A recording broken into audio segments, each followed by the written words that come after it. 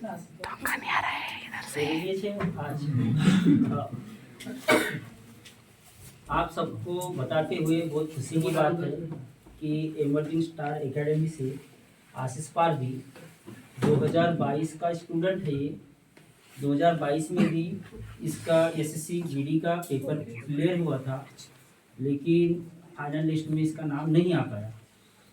उस समय से मेहनत में अभी तक लगा हुआ था और फाइनली इस साल आशीष पारदी का एसएससी जीडी में सिलेक्शन हो गया है। तो सबसे पहले तो मैं इनको बधाई देना चाहता हूँ कि इनने हार न मानते हुए अपनी मेहनत को कंटिन्यू रखा और कंटिन्यू उसी तरीके से मेहनत करते रहा जिस तरीके से मेहनत करना चाहिए एक स्टूडेंट में। और देखो, बात इसकी हो, तुम्हारी हो या कोई किसी की भी बात हो, अगर तुम्हारी पढ़ाई में कंटिन्यूसली अगर प्रोग्रेस है या तुम पढ़ाई कंटिन्यू कर रहे हो बिना टाइम गवाए हुए, तो तुमको सफलता आज नहीं कल मिलेगी। ये आज हमको पता चल गया है। क्यों? क्योंकि देखो, कई बार ऐसा होता है कि हम एक साल तैयारी करते हैं और एक साल के बाद में अगर हमारा कहीं पे सिलेक्शन नहीं होता या हमारा ग्राउंड नहीं निकलता या कुछ चीज़ें हो जाती है हमारे साथ जो कि नहीं होना चाहिए, तो ऐसे में आदमी का मन खस जाता है और थोड़ा सा धीमा हो जाता है। तो यहाँ पे समझने वाली बात ये है कि हमने वहाँ पे कहीं भी गिव अप नहीं करना चाहिए।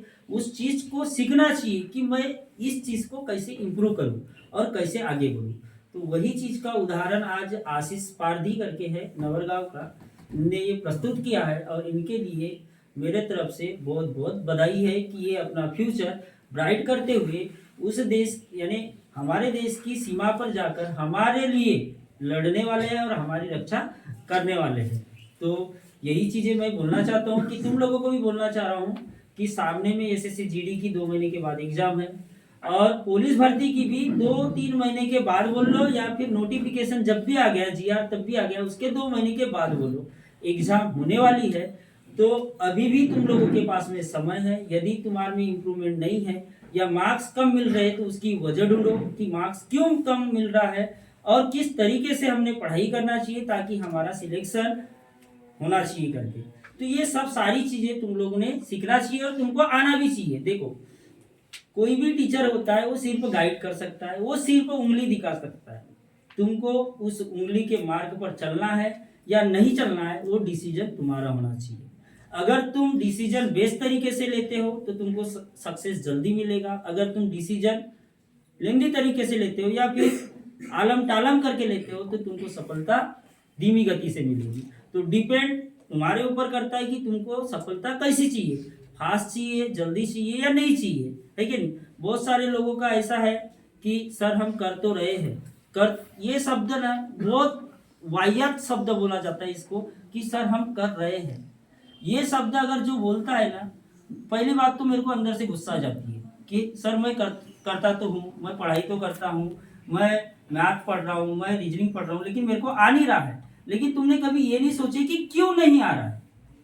कभी ये चीज़ को सोचो कि मेरे को क्यों नहीं आ रहा है। मेरे को बताओ कि एक लड़का अगर 80 मार्क ले रहा है, दूसरा 35 ले रहा है, तो 35 वाले ने तो ये सोचना चाहिए कि मेरे को 80 क्यों नहीं आ रहा है, मैं भी तो 80 लायक बन सकता हूँ कि नहीं बन सकता। बिल्कुल ये सोचना चाहिए और 80 भी हो जाएगा, लेकिन तुमको उस तरीके से डेडिकेट से मेहनत करनी पड़ेगी। अगर तुम्हारी मेहनत अच्छी है तो तुमको सफलता भी बहुत अच्छी मिलेगी। तो तुम तो मेरे को रोज सुनते ही सुनते हो, तो आज सुनने की बारी है आशीष की। और मैं चाहता हूँ कि ये नहीं, देखो अभी तो कम सिलेक्शन हुए और मेरे को अच्छा भी नहीं लगा। और एक और चीज मैं तुमको बता दे रहा हूँ कि जो एसएससी जीडी का इस बार का जो कैलकुलेशन है ना, वो कैलकुलेशन सबके परे था।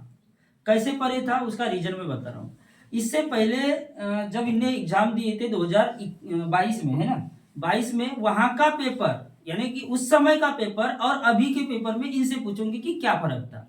अभी कैसा था कि 108 की निगेटिव मार्किंग थी, जिनको नहीं भी आ रहा था उन्हें भी 80 आउट ऑफ 80 लगा के आए, बराबर। और इसके पहले क्या था कि एक निगेटिव मार्किंग कैसी थी कि 1-2 की थी, है ना, हाफ की थी ना, 1-2 की, 1-2 की थी, 125, 1-2 की थी, 1-2 की थी। तो उसमें कैसा किया कि पिछले बार जो पुराने स्टूडेंट थे उनने पिछले बार के अकॉर्डिंग पेपर को सॉल्व किए कि हम कम से कम सॉल्व करें और अच्छा सॉल्व करें। और इस बार जो नए फ्रेशर लड़के थे 108 की निगेटिव थी, नहीं भी आ रहा था तो पूरे 80 में से 80 आउट ऑफ मार्क गए। मैंने भी बाकी बहुत सारे स्टूडेंट को यही बताया कि जितना आता है उतना ही सॉल्व करना, पूरा का पूरा अटेम्प्ट नहीं करना, यही बताया मैंने सब लोगों को।